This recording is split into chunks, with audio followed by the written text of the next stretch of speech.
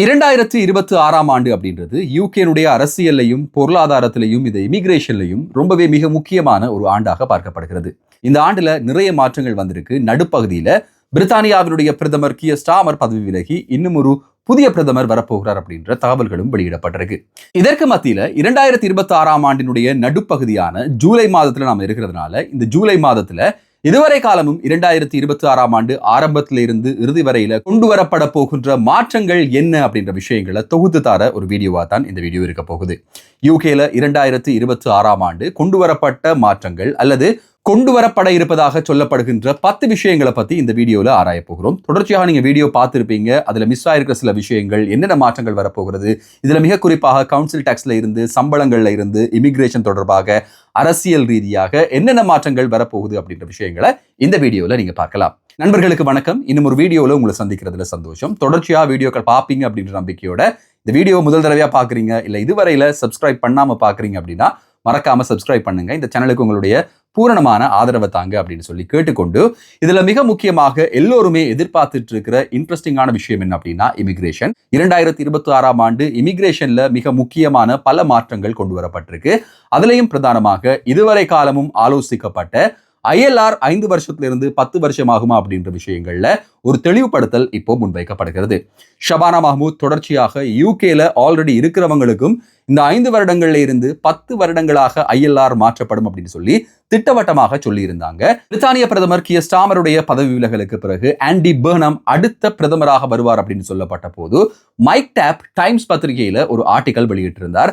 அந்த ஆர்டிக்கல்ல ஏற்கனவே யூகேல இருக்கிறவங்களுக்கு இந்த சட்டங்கள் செல்லுபடியாகாது, அவர்கள் எக்ஸெம்ட் செய்யப்படுவார்கள், குறிப்பாக கேர் ஒர்க்கர்ஸ் எக்ஸெம்ட் செய்யப்படுவாங்க அப்படின்ற ஒரு விஷயத்த சொல்லியிருந்தார். இது யூகேனுடைய லேபர் அரசாங்கத்துக்குள்ள மிகப்பெரிய ஒரு பிளவை ஏற்படுத்தி இருக்கு. அதுலயும் குறிப்பாக ஹோம் செக்ரட்டரி ஷபானா மஹ்மூத் அவருடைய அனுமதி இல்லாம மைக் டாப் இந்த விஷயத்தை ஊடகங்களுக்கு சொல்லி இருக்கார் அப்படின்ற விடயங்களை தெளிவுபடுத்தி மைக் டாப் உடனடியாக பதவி நீக்கப்பட வேண்டும் என்ற கோரிக்கையையும் பிரதமர் கியர் ஸ்டாமர் கிட்ட ஒப்படைச்சிருந்தாங்க. ஆனா பிரித்தானிய பிரதமர் கியர் ஸ்டாமர் இதுல தீவிரமான விசாரணைகள் மேற்கொள்ள வேண்டியதாக இருக்கு. இதுவரையில அவர் மீது எந்த நடவடிக்கையும் எடுக்க முடியாது அப்படின்ற அடிப்படையில தொடர்ச்சியாக மைக் டாப் அமைச்சராக செயற்பட்டு வாரார் அப்படின்றதும் மிக முக்கியமான ஒரு விஷயம். இமிகிரேஷனை பொறுத்தவரையில நவம்பர் மாதம் அளவுல மிக முக்கியமான மாற்றங்கள் கொண்டு வரப்பட போகிறது. அதற்கான வாய்ப்புகள்ல இப்போ அதிகமாக சொல்லப்படுறது என்ன அப்படின்னா, இது ஏற்கனவே யூகேல இருக்கிறவங்களுக்கு அப்ளை ஆகாது, புதிதாக வரப்போகின்றவர்களுக்கு அப்ளை ஆகலாம். அதே நேரம் ஏற்கனவே இருக்கிறவங்களுக்கு பெனிஃபிட் ஆக்சஸ் பண்றது தொடர்பான சில விதிமுறைகள் விதிக்கப்படலாம் என்கிறது தான் இப்போதைக்கு இமிகிரேஷன்ல 2026 ஆண்டு வெளியிடப்பட்ட தகவலாக இருக்கிறது. இந்த ஆண்டு கொண்டு வரப்பட்ட மிக முக்கியமான ஒரு மாற்றம் என்ன அப்படின்னு சொன்னா, ரெண்டர்ஸ் ரைட் பில் இந்த ஆண்டு மே மாதம் அறிமுகப்படுத்தப்பட்டது. யூகேல வாடகை வீட்டில் இருக்கிறவங்களுடைய உரிமைகளையும் அவர்களுடைய சுதந்திரத்தையும் பாதுகாக்கும் முகமாக இந்த ஒரு திட்டம் அறிமுகப்படுத்தப்பட்டிருந்தது. இதுவரை காலமும் கண்ட்ராக்ட் ரீதியாக வருடக்கணக்கான கண்ட்ராக்ட்களை போடலாம். இந்த கண்ட்ராக்ட்ஸ்ல நீங்க வருடக்கணக்காக ஒருத்தர் வச்சிருக்கலாம் அப்படின்ற சட்டங்கள் மாற்றப்பட்டு இனிமேல் ரோலிங் கண்ட்ராக்டாக மட்டும்தான் போட முடியும். வருடக்கணக்கான கண்ட்ராக்ட்ஸ் போட முடியாது. ஒரு வீட்டை விட்டு ஒருத்தங்களை அனுப்புறதுக்காக தக்க காரணங்கள் சொல்ல வேண்டியதை கடமையாக அறிவித்திருந்தது பிரித்தானியாவினுடைய அரசு. இதற்கு முன்னால எப்படி அப்படின்னா, ஒரு லேண்ட்லோர்டுக்கு விருப்பம் இல்லை அப்படின்னும் போது 2 மாதங்கள் செக்ஷன் 21 அப்படின்ற ஒரு நோட்டீஸ் கொடுக்கிறது மூலமாக ஒருத்தங்களை வீட்டை விட்டு அனுப்பக்கூடிய ஒரு அனுமதி பிரித்தானியாவில் லேண்ட்லோர்ட்ஸுக்கு இருந்தது. ஆனா அது முற்றுமுழுதாக நீக்கப்பட்டு இனி வரும் காலங்கள்ல தக்க காரணங்கள், குறிப்பாக வீட்டை விற்க போறது, இல்ல ரினோவேட் பண்ண போறது, இல்ல அவங்களே அந்த வீட்டுக்குள்ள குடிவர போகிறது, இப்படியான காரணங்களை சொல்லி மட்டும்தான் டெனன்ட்ஸை வீட்டை விட்டு வெளியேற்றலாம் அப்படின்ற ஒரு சட்டம் கொண்டு வரப்பட்டது. இதற்கு மேலதிகமாக பெட்ஸ் இருக்கக்கூடாது, குழந்தைகள் இருக்கக்கூடாது, இப்படியான சட்டத்திட்டங்களை விதிக்கிறத விட்டும் லேண்ட்லார்ட்ஸ் இனிமேல் இந்த சட்டங்களை விதிக்க முடியாது. எல்லாரையுமே ஈக்குவலாக பார்க்க வேண்டும். வாடகை அதிகரிப்பு அப்படின்றதும் கவுன்சிலுடைய ரெகுலேஷனுக்கு அமையத்தான் இருக்கணும் அப்படின்ற பல மாற்றங்களை இந்த ஆண்டு மே மாதம் யூகே அரசாங்கம் வாடகை வீட்டில் குடியிருக்கிறவங்களுக்கு சாதகமாக அறிவித்திருந்தது. இதே போல 2026 ஆண்டு ஏப்ரல் மாதம் யூகேல பலருக்கும் இந்த மினிமம் வேஜ் அப்படின்னு சொல்லக்கூடிய அடிப்படை சம்பளம் அதிகரிக்கப்பட்டது. இந்த அடிப்படை சம்பளத்தினுடைய அதிகரிப்பின் மூலமாக அப்ரெண்டிஸாக இருக்கிறவங்களுக்கும் அல்லது ட்ரைனிங்காக இருக்கிறவங்களுக்கும் இவங்களுக்கான சம்பளங்களும் அதிகரிக்கப்பட்டது. இதுல நிறைய பிளஸ் அண்ட் மைனஸ் சொல்லப்படுது, ப்ரோஸ் அண்ட் கான்ஸ் சொல்லப்படுது. சாதாரணமாக இந்த புதியவர்களுக்கு வேலை வழங்குறதுல ஏற்படக்கூடிய சிக்கல்கள் அப்படின்ற விஷயங்களையும் இப்போது கம்பெனிகள் தரப்புல இருந்து பேசப்பட்டு வருகிறது. எது எப்படி இருந்தாலும் மே மாதம் இந்த ஒரு அடிப்படை சம்பளம் அதிகரிக்கப்பட்டதானது பலருடைய வாழ்வாதாரத்துல மிக முக்கியமான ஒரு மாற்றத்தை ஏற்படுத்தி இருக்கு. மிகப்பெரிய ஒரு பிரச்சனையாக இருந்தது ஸ்டேட் பென்ஷன் அப்படின்ற ஒரு விஷயம். அதிகரித்திருக்கிற வாழ்க்கை செலவுக்கு ஸ்டேட் பென்ஷன் அதிகரிக்கல அப்படின்ற ஒரு விஷயம் தொடர்ச்சியாக குற்றச்சாட்டாக முன்வைக்கப்பட்டு வந்தது. யூகேல 4.8% ஸ்டேட் பென்ஷன் அதிகரிக்கப்பட்டது. இதன் அடிப்படையில் வாரம் ஒன்றுக்கு 241 பவுண்ட்கள் வரையில ஸ்டேட் பென்ஷன் வழங்கப்படும் அப்படின்ற ஒரு அதிரடி முடிவை பிரித்தானிய அரசாங்கம் அறிவித்திருந்தது. இது வருடம் ஒன்றுக்கு 12,571 பவுண்டாக பதிவு செய்யப்பட்டிருக்கு. ஸ்டேட் பென்ஷன் பெறுபவர்கள் இப்போ அதிகரித்திருக்கிற வாழ்க்கை செலவை சமாளிக்கும் முகமாக இவர்களுக்கான ஓய்வூதியத்தை அதிகரிக்கும் ஒரு திட்டமும் இந்த ஆண்டு பிரித்தானிய அரசாங்கத்தால் அறிமுகப்படுத்தப்பட்டிருந்தது. பெனிஃபிட்ஸ் எடுக்கிறவங்களை பொறுத்தவரையில பலருக்கும் இந்த பெனிஃபிட்ஸ்லையும் அதிகரிப்புகள் வழங்கப்பட்டிருந்தது. இந்த சைல்ட் பெனிஃபிட், அதே நேரம் ஹவுசிங் பெனிஃபிட் போன்ற பெனிஃபிட்கள்ல ஜாப் சீக்கர் அலவன்ஸ்லையும் அதிகப்படியான கொடுப்பனவுகள் இந்த ஆண்டு அறிமுகப்படுத்தப்பட்டிருந்தது. பெனிஃபிட்ஸ் எடுக்கிறவங்களுக்கு நீண்ட காலமாக இந்த பெனிஃபிட்ஸ் அதிகரிக்கப்படலை. இதன் அடிப்படையில் இவங்களுடைய வாழ்க்கை செலவு அதிகரிப்புக்கு ஏற்ற வகையில் இவர்களுடைய கொடுப்பனவுகள் அதிகரிக்கப்படலை அப்படின்ற ஒரு காரணத்தால இந்த ஒரு தீர்மானம் மேற்கொள்ளப்பட்டு இந்த ஆண்டு பெனிஃபிட்ஸ்லையும் ஒரு மாற்றம் கொண்டு வரப்பட்ட ஆண்டாக பதிவு செய்யப்பட்டது. இது பெனிஃபிட்ஸ் எடுக்கிறவங்களுக்கு மிகப்பெரிய ஒரு துணையாக இருந்தது. இந்த அதிகரிப்பானது அவர்களுடைய வாழ்க்கை தரத்தை கொஞ்சம் அதிகரித்திருக்கு அப்படின்ற ஒரு தகவலையும் செய்திகள் வாயிலாக தெரிந்து கொள்ளக்கூடியதாக இருக்கு. தண்ணீருக்கான கட்டணம் மற்றும் கவுன்சில் டாக்ஸுக்கான கட்டணம் அதிகரிக்கப்பட்டிருக்கு. 2026 ஆண்டு சராசரியாக வருடம் ஒன்றுக்கு 214 பவுண்ட்கள் அளவில் கவுன்சில் டாக்ஸ் அதிகரிக்கப்பட்டிருக்கு அப்படின்ற ஒரு தகவல் மார்ச் மாதம் அளவில் வெளியிடப்பட்டது. இது பல கவுன்சில்களுக்கும் பொருந்தக்கூடியதாக இருக்கு. டாக்ஸ் பேண்ட்ல இருக்கக்கூடியவங்களுக்கும் இந்த பேண்டுக்கான கவுன்சில் டாக்ஸ்கள் அதிகரிக்கப்பட்டிருந்தது. இந்த கவுன்சில் டாக்ஸ் அதிகரிப்புக்கு எதிராக பல கவுன்சில்களையும் இருக்கக்கூடிய மக்கள் போராட்டங்களை நடத்தி இருந்தாங்க. இது குறைக்க வேணும் அப்படின்னு சொல்லி கேட்டிருந்தாங்க. இருந்தாலும் கவுன்சில் டாக்ஸினுடைய அதிகரிப்பானது இந்த கவுன்சில்கள் இருக்கக்கூடிய ஹவுசிங் கிரைசிஸை தவிர்ப்பதற்கான ஒரு நடவடிக்கையாக எடுக்கப்பட்டது என்றதை அரசாங்கம் தெளிவாக சொல்லியிருந்தது. பல இடங்கள்லையும் எனர்ஜி பில் குறைக்கப்பட்டிருந்தது. எனர்ஜி பில்லுக்கான ஒரு கேப் அறிமுகப்படுத்தப்பட்டிருக்கு. இந்த ஃபிக்ஸ்ட் அண்ட் ஃப்ளோட்டிங் ரேட்கள்லையும் மாற்றங்கள் கொண்டு வரப்பட்டது.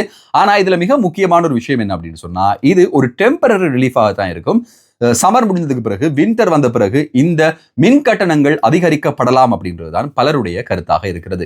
குறிப்பாக கார்டியன் பத்திரிகையிலையும் ஸ்கை நியூஸ் பத்திரிகையிலையும் வந்திருந்த ஆர்டிகல்களை பொறுத்தவரையில இது ஒரு டெம்பரரி ரிலீஃபாக தான் மக்களுக்கு கொடுக்கப்பட்டிருக்கு. இது வின்டரை அடையும் போது இந்த எனர்ஜி பில்லுடைய கேப் இன்னும் அதிகரிக்கப்படலாம், இந்த எனர்ஜி பில் இன்னும் அதிகரிக்கலாம் அப்படின்ற ஒரு மிக முக்கியமான விஷயம் சொல்லப்படுது.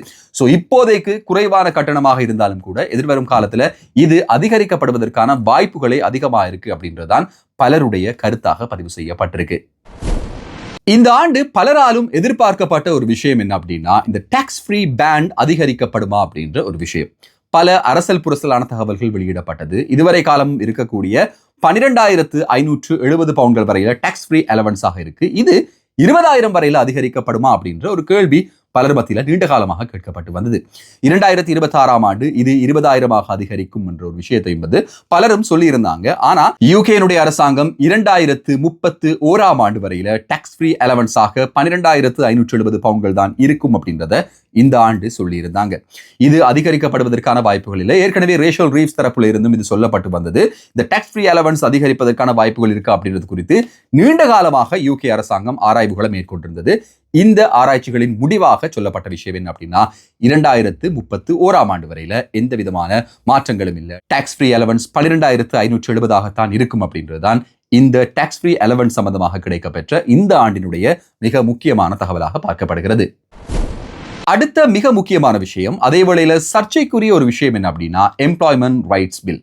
எம்ப்ளாய்மெண்ட் ரைட்ஸ் பில்ல நிறைய விஷயங்கள் கொண்டு வரப்பட்டது. இதுவரை காலமும் ப்ரொபேஷன் பீரியடாக இருந்த 6 மாதங்கள், அதற்கு மேலதிகமாக 2 வருடங்கள் வரையில எந்த காரணங்களும் இல்லாம ஒரு எம்ப்ளாயியை விலக்க முடியும். ஆனா இனிவரும் காலங்கள்ல 1வது நாள்ல இருந்து இவங்களுக்கான அனைத்து உரிமைகளும் வழங்கப்படுகிறது.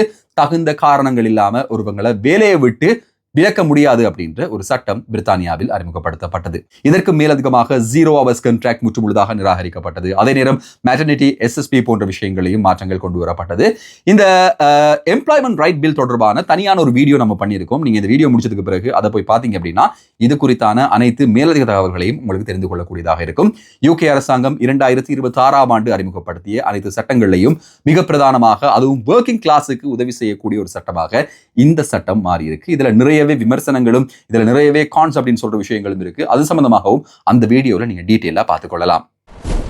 இறுதியாக 2026 ஆண்டு யூகே அரசாங்கம் அறிமுகப்படுத்தி இருக்கிற சட்டம் டாக்ஸ் டிஜிட்டலைசேஷன்.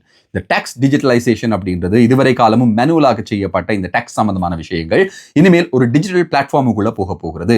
2027 ஆண்டு நடுப்பகுதிகளுக்குள்ள அனைவருக்கும் அவர்களுடைய டாக்ஸ் கன்ட்ரிபியூஷனை டிஜிட்டலாக பார்க்கக்கூடிய, அது ஒரு ஆப்பாக இருக்கலாம், இல்லை ஒரு வெப்சைட்டாக இருக்கலாம், இல்லை வேறு ஏதும் ஒரு வடிவத்தில் இருக்கக்கூடிய ஒரு விஷயமாக இருக்கலாம். இந்த டாக்ஸ் அனைத்தையுமே டிஜிட்டலைஸ் பண்ணி யாரும் எந்த நேரத்திலையும் ஆக்சஸ் பண்ணக்கூடிய ஒரு விடயமாக இது மாற்றப்பட இருக்கிறது.